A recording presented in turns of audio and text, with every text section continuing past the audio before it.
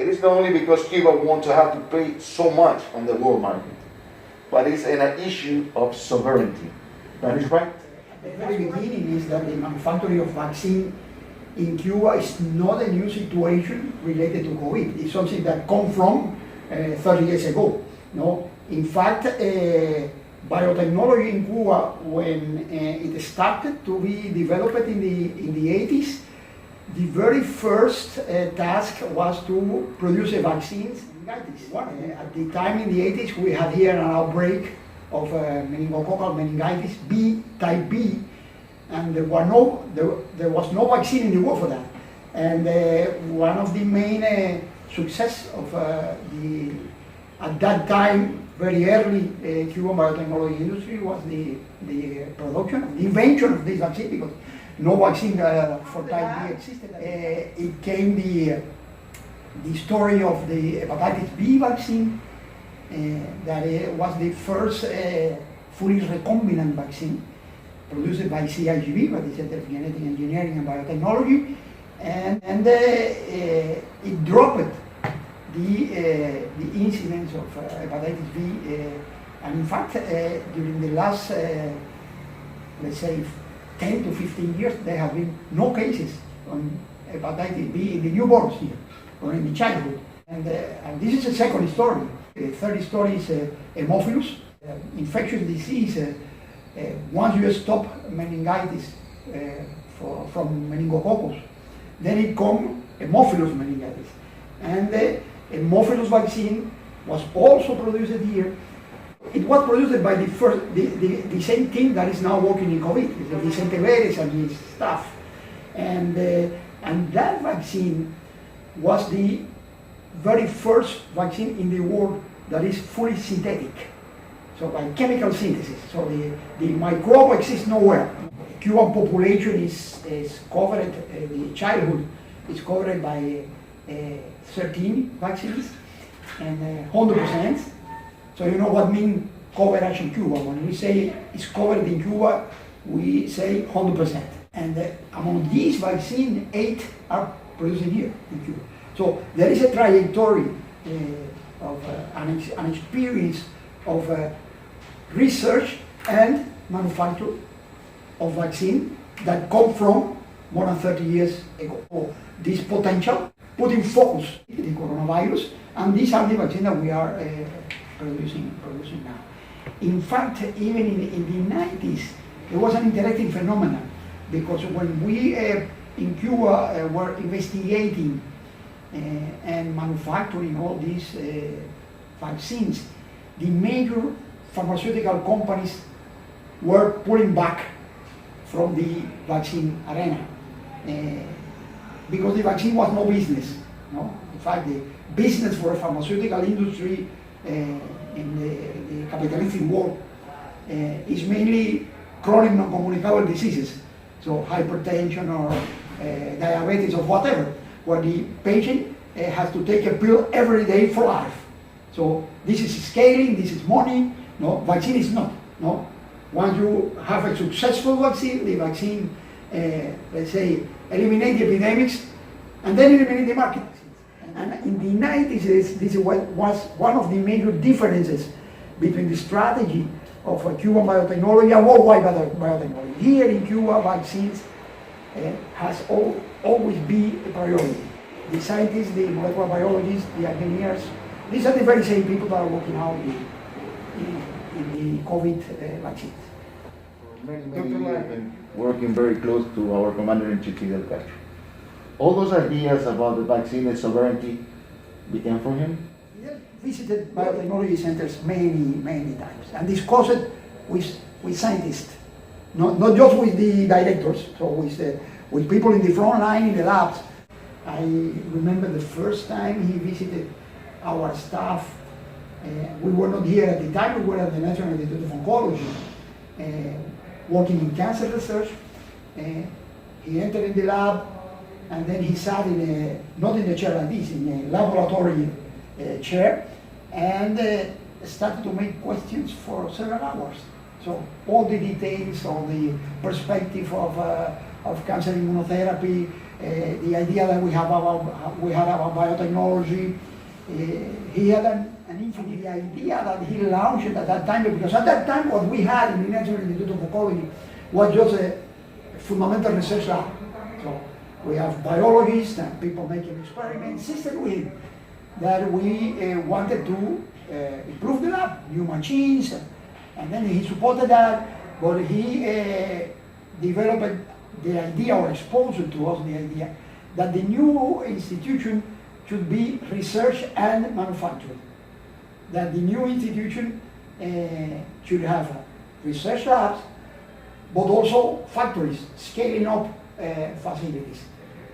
This was his idea. This is what brought the very first biotechnology product that was registered in the US, that was recombinant insulin, is 1982. So biotechnology is very young. In fact, during that conversation with Fidel at the Institute of Oncology in '89, we started to talk about monoclonal antibodies for the treatment of cancer. And at that time, '89, there was not a single monoclonal antibody still registered for treating cancer. The very first was '97. So you can see how anticipatory was his view about biotechnology. And he decided to build this institution, the Center of Molecular Immunology, that was inaugurated in '94. So he came here to the area to imagine where the institute would be located. And at that time, in this place where now there was a banana plantation. Okay, then we started the spiritual period. And this center was inaugurated in '94. And '94 was the bottom of the decrease of GDP as a consequence of the special period. And at that time, Fidel was inaugurating scientific facility, which is also a story that is not new, because what we consider the grandmother of science institutions in Cuba, that is CENIC, the National Center of Scientific Research, was inaugurated in '65. And '65 was also a very difficult year. It's a year when the country was in war, in fact.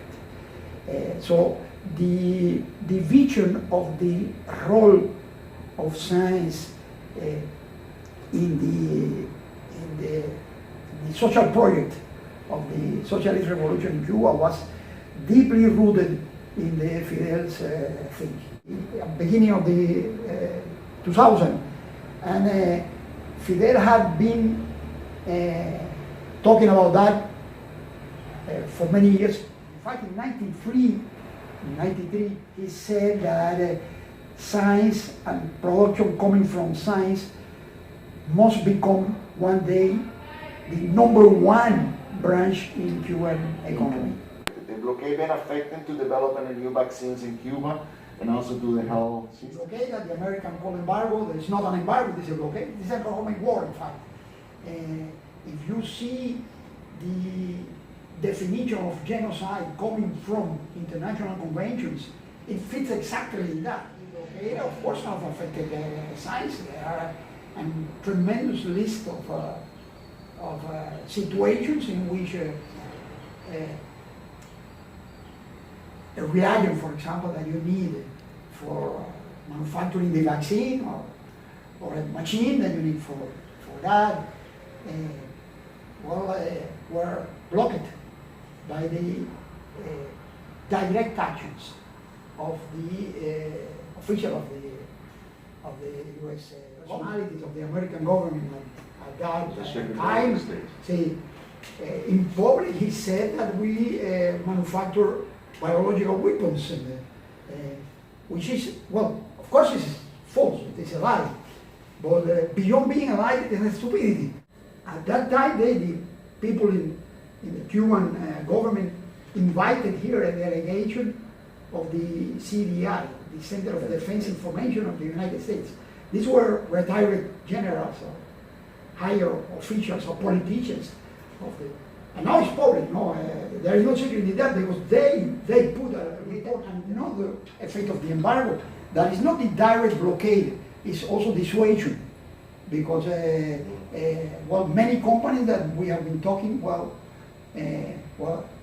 afraid of getting involved in relationship with Cuba.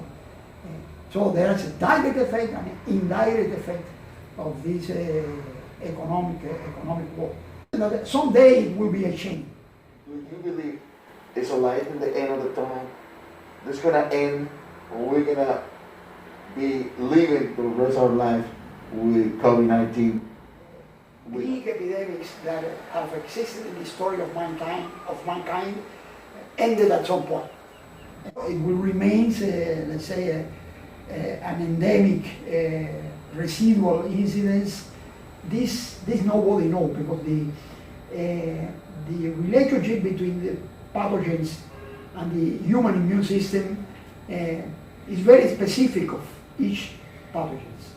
Epidemic of AIDS, well, of course, has been stopped. It's not an epidemic anymore, nowhere. But it remains a small, continuous incidence of AIDS, which polio was completely shut down. It depends. Of course, the reduction of the decrease of a major decrease of the incidence and mortality figures will happen. Beyond COVID, COVID is one virus, it's one pathogen. The causes of the causes, the deep root of the way of living of the human beings now is, big cities, millions of people, a lot of traffic, and deterioration of the environment. And the immune system has not been built for that. No, the immune system has been selected for another situation. In technical terms, let's say immunology term, this is called genome-environment mismatch. We'll probably have another epidemics and another one until mankind find a way of living that is more human, more intelligent, that include, let's say, preservation of the environment, that include coverage of public health to 100% of the people, that include a more rational way of consumption, this will also happen, but it will take time. So for the time being, we will better be prepared for battles like this one.